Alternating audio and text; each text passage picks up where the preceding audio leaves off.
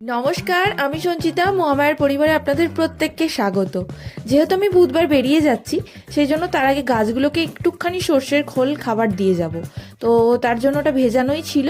আজকে শুধু আমি জলের বালতিতে পাইল করে গাছগুলোতে দিয়ে দিলাম, কারণ আবার কবে আসবো, মোটামুটি তো 15 দিন বটেই।